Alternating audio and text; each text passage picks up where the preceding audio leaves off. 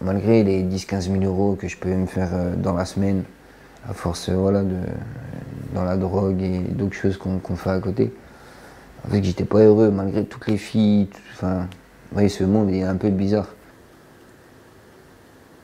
Hier, je regardais cette photo et je me disais, même vestimentairement, pardon, j'ai changé.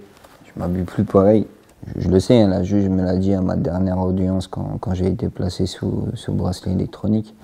Va falloir que je m'accroche, parce que je pense que des portes, je vais m'en prendre plein. J'ai pas un parcours comme tous les autres. Voilà, ça j'en suis conscient, mais je suis préparé à ça.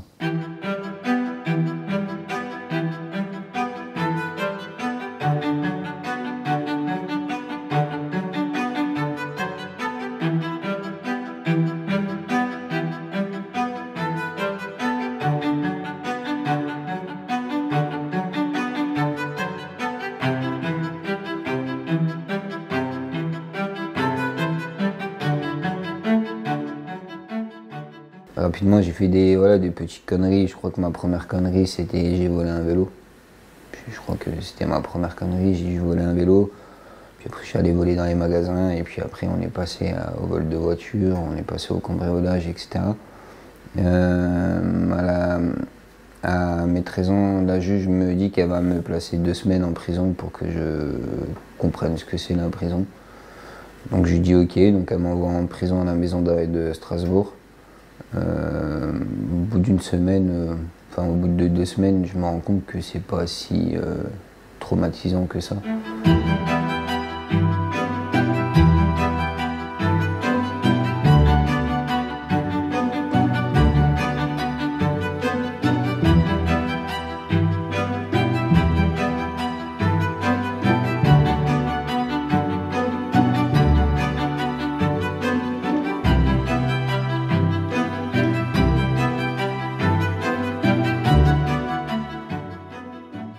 Et voilà, moi quand je suis allé voir une neurochirurgienne à l'hôpital Sainte-Anne à Paris, je lui ai dit écoute, parle-moi très français, commence pas à me baratiner, dis-moi juste si je vais mourir, c'est le seul truc que je veux savoir. Et s'il faut opérer, on opère. Elle me dit bah faut opérer, t'as fait 2 hémorragies, je dis ok. À ce moment-là, je comprends que si je suis encore sur Terre, c'est pas pour rien en fait, que j'ai aussi quelque chose à faire, et autre chose que voler en fait, autre chose que vendre de la drogue, autre chose que tout ça. Et je crois même que c'est à partir de là que je décide de grandir réellement en fait. Je me dis en fait faut vraiment que je grandisse. Si Dieu me permet d'être encore là, c'est pas pour rien en fait, j'ai un truc à faire moi.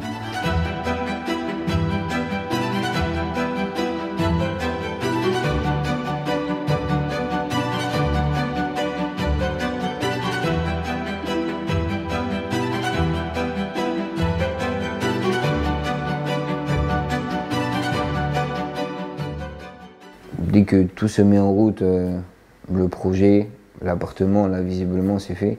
Dès que le projet se met en route et que j'ai fait quelques séances de psy aussi, parce qu'il y a comment retrouver tes enfants 5 ans après. C'est assez compliqué, t'es parti, la plus petite avait 5 ans, enfin la plus grande avait 5 ans, tu reviens, elle a 10 ans. C'est un peu compliqué, voilà, il y a quand même certaines réflexions que j'ai dans ma tête aussi. Je crois que d'ailleurs ma première demande, ça va être est-ce qu'ils sont demandeurs en fait, simplement. S'ils sont pas demandeurs, je sais pas si j'insisterai en fait.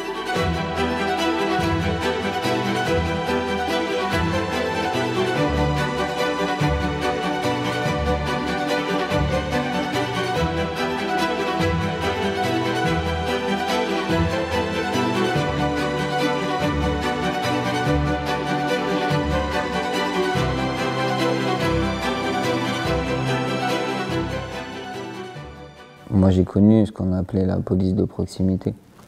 Moi j'ai connu ces CRS qui venaient dans ma cité, qui jouaient avec nous au foot, qui créaient du lien du coup avec nous.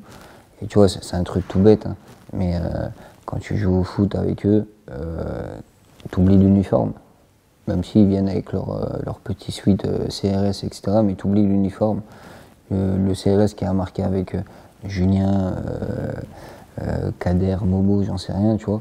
Alors c'était très cliché ce que je vais te dire, mais c'est très réel. Ben, en fait, finalement, quand il y avait des tensions, ce CRS même savait aller à qui parler, en fait, tu vois. Il allait le voir, il lui disait simplement, en fait, essaye de calmer tes troupes. Venez, on est dans un dialogue, et ça se passait plutôt bien, tu vois. Et après, il y avait aussi la définition de l'éducateur, qui était un petit peu le grand frère, qui a été choisi parce que c'était un mec qui s'était rangé, tu vois, qui connaissait un peu tout le monde. Et ça permettait que vraiment le quartier soit maintenu en ordre. Et il y avait ce travail et ce dialogue entre ce mec choisi, qui était l'éducateur, un peu le grand frère du quartier, et la police. Et ça se passait plutôt bien. Et ce qui me manque aujourd'hui, je pense que c'est aussi l'apprentissage académique, tu vois. Parce que ce qu'on a besoin.